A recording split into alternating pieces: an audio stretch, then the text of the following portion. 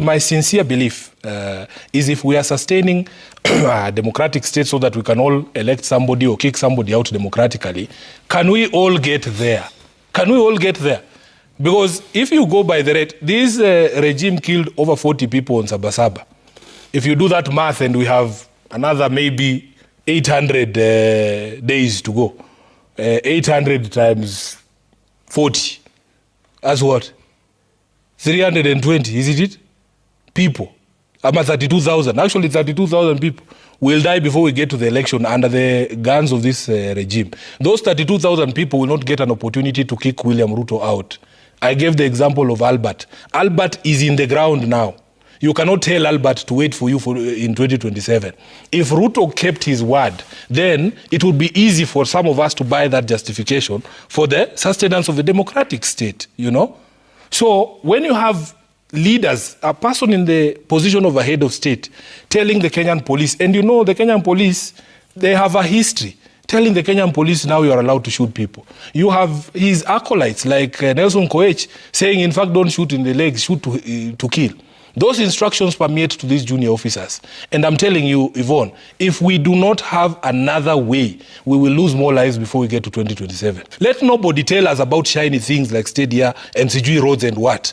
I am telling you, personally as Sifuna, we want a government that will respect the rule of law, that will respect human rights and the dignity of the people of Kenya. Does this government do that? This government surely does not. This government is killing the people. This government does not listen to the people. This is the worst possible government. If you go back to the spirit of the Constitution in 2010, this is the worst possible government we would have envisaged. It's the direct opposite of what we wanted. So I hear William Ruto has succeeded in bullying these guys in the opposition, Kina Kalonzo, into, he says, these people just say one term, they don't have any agenda. I want William Ruto to know that his removal from office is a national priority agenda. It is the only agenda because his government is totally opposed to everything that this constitution stands for. And I want these people to be bold. Don't be bullied. You don't have to, he wants to push you into a corner where you're discussing markets. Tell Albert Ojwang about markets and roads. In my ranking, removing Ruto is top. It's even higher than getting a second terminal at JKI or dualing Malaba to Mombasa.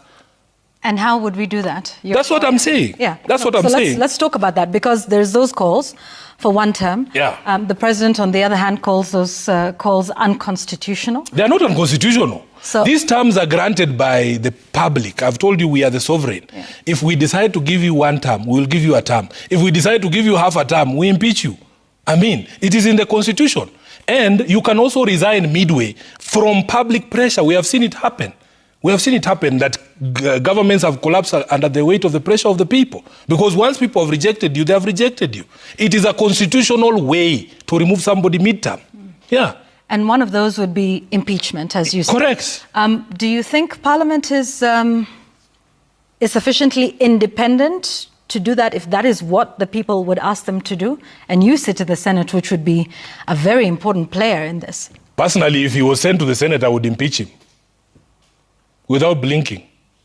The way the other one who was sent to us was impeached. You once said that if President Ruto is re-elected, you will find another country to go to.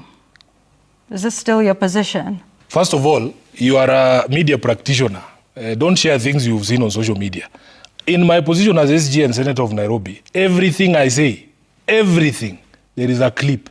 It's on video. It's like these things I've said here today, I cannot deny them because I've said them on TV. If you show me a video of me saying that, because I've seen that thing circulating in social media, and I'm waiting for any Kenyan who has that video to show me. So you wouldn't... I will never flee my own country. We will die here. We're not running away. It is our responsibility to fix this country. And I'm telling you, we must play our part. We must play our part in fixing this country and revert it back to what people envisaged it to be when they were passing this constitution. This document did not come easily. We are the generation who were born under Moi Yvonne. I lived my entire life under a dictatorship.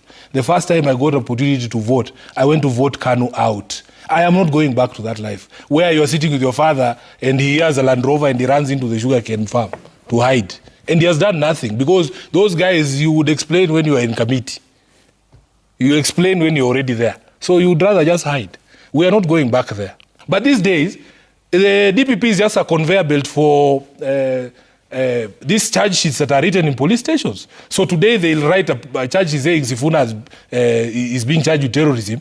And the judiciary, which is supposed to be the vanguard of the people, they know, all these judges know the games that are being played by the state, you know?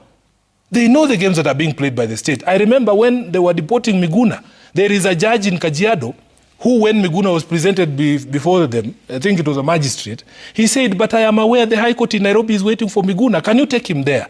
That is the sort of judiciary we expect, because that's the last, if the judiciary collapses, then we're all done, you know? The judiciary collapses, we're all done. So when I hear the CJ, who I have criticized repeatedly, first for going to drink tea at State House because he has refused to keep the separation of powers, then recently by saying, oh, people who attack the judiciary or ban buildings are terrorists. She's the originator of all these problems. She knows there's a crime called arson. She went to school. She knows there's a crime called arson. If somebody burns down your house, you charge them with arson. Terrorism is a totally different issue, you know? So we are in a bad place. We are in a very bad place as a country. And moving forward, do you think any of the others who are presenting themselves for possible leadership in the country as we go forward, because it's very clear we're in a pre-campaign, if not, you know, full campaign season, you know, they've organized themselves under the United One Kenya opposition. I'd like us to maybe talk about each of them. Yeah. So there's Dr. Fred Matiang'i, who has expressed interest in the top seat in the country. What do you think of him as a solution going forward? First of all, as a leader of a political party, I am inclined to think of myself first. I must think of ODM first. ODM has not run out of leaders. ODM has not run out of ability to produce presidential candidates. So why are you sending me there? You should have started with my own political party. Let's go. But I will tell you this. We'll get to ODM. We will get to ODM. My view about 2027 is that there will be no room for sentiment. The project of removing William Ruto does not allow for sentiment. We will not work with angels. There are no angels. Even Sifuna is not an angel. I have my faults. I'm not a perfect human being. But the national priority project of removing William Ruto does not allow for sentiment. So, Dr. Fred Matiang'i has his faults. And, you know, that's why I said, I referred you to this preamble. We must all agree that we are going back to a government that respects the rule of law, human dignity, democratic governance, all of those. And I am happy that everybody who has declared to be president is being examined on their record. Is being examined on their record and their history. And this is the thing that we missed out in 2022. Because they say a leopard never changes its spots. Your history is who you are. If you are died in the wool Kanu hawk from the 90s, you know, Yvonne, when we were kids, when multi-party was coming, I was about 10 years in 92. They used to tell us that if you flash the two-finger salute, they will cut one finger. Who are those people who are telling us those things? These kind of youth wingers here who are in power now. From that time. So, examine the history of everyone. Fred Matiang'i has his faults. But if he's going to help us remove William Ruto, so be it. So be it. Former Deputy President Gachagua? He is impeached. He cannot run. I don't understand why people talk about him as a viable candidate. The Constitution says once you're impeached, you cannot run. As Kingmaker? Is he someone you would work with? I don't know about Kingmaker. Let me tell you about my view of Gachagua as in terms of value proposition. The value proposition for Gachagua, for me, from an ODM perspective, is that he is taking away votes that helped beat us in 2022. For as long as he's taking away votes from Ruto, I don't care where he takes them. He's not giving William Ruto. Are you getting my point? Because for me, I still believe ODM has the best chance. If Yvonne, Raila Odinga were to get the exact same number of votes that he got in 2022 in 2027, and William Ruto loses Mount Kenya, Raila Odinga will be president. That's how I see it as SG. So for me, the story about Gachagua, and by the way, there's inordinate attention to Gachagua, including in your bulletin today. There is a cabinet secretary crying about Gachagua. You know, I don't know how I can explain this from two perspectives. First of all, as a senator, once you have impeached someone, that's it. Number two, as a lawyer, there's a rule called against double jeopardy. So you all know he's a tribalist, right? That's the reason why we impeached him, right? So how many times do you want us to impeach him? I was shocked. Members of the National Assembly who have constitutional oversight over Gachagua, they have already exercised that oversight by impeaching him. They adjourned their house to discuss a private citizen. A private citizen that they have already impeached. How many times can you impeach someone? So now, he paid for his crimes. He can do whatever it is he's doing out there. If he crosses the line, because there are limitations to the freedom of expression, if he crosses the line, arrest him. I just hear people complaining, why don't you arrest him? Why don't you arrest him and charge him? You know? So for me, really, that is Ruto's funeral. Pahali walitoana, mimi, I was not there. He has told us long stories about how he selected him or MPCG voted. We were not there. From an ODM perspective, as SG, me, for as long as Ruto's votes are being scattered, that's all I care about. So, if this is a party position that you don't agree with, yeah. In the last few minutes you've talked about this being an unpopular regime. Yes. One in which you're in a working arrangement with. Absolutely. You've talked about yoking yourself, with this regime that you term as unpopular. Yeah. And as Secretary General of ODM that is in an arrangement with this, and you as Secretary General disagreeing with the party position, what do you then do as a person?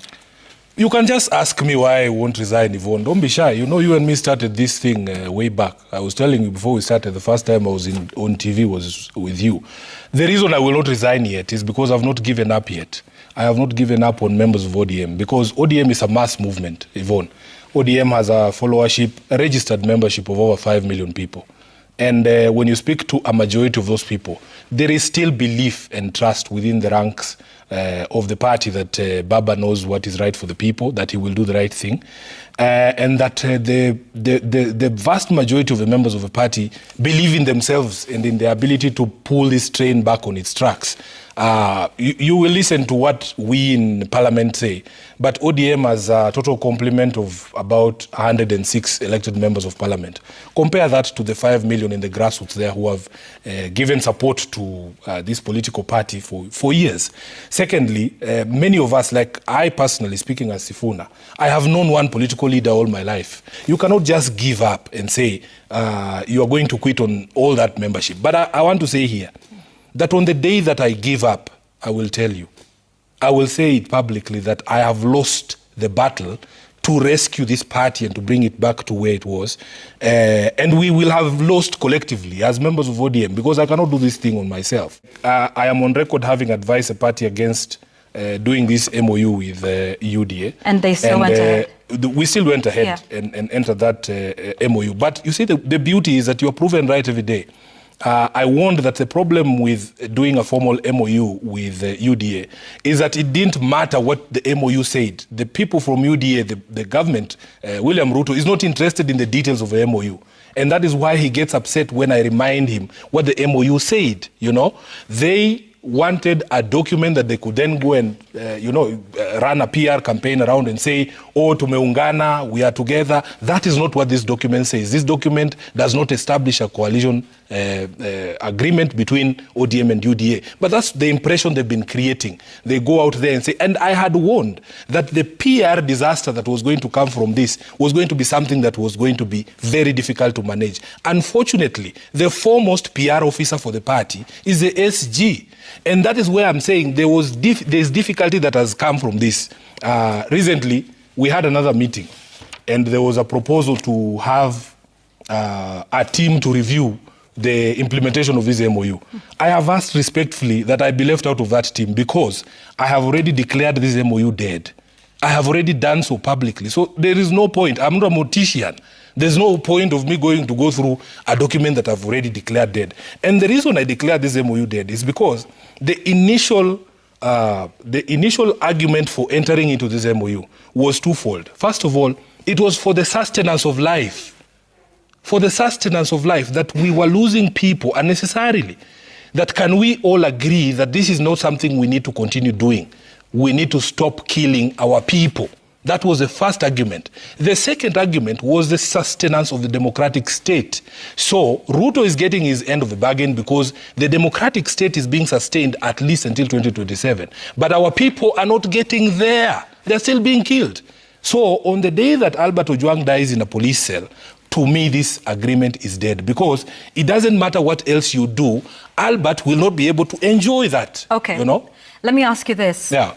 Have you told this to your party leader? I have. I have spoken with Baba. I have explained to him my frustrations, the difficulties of having to explain what we are doing with this rogue regime, the confusion that has come upon my mind, because this is not what I was taught.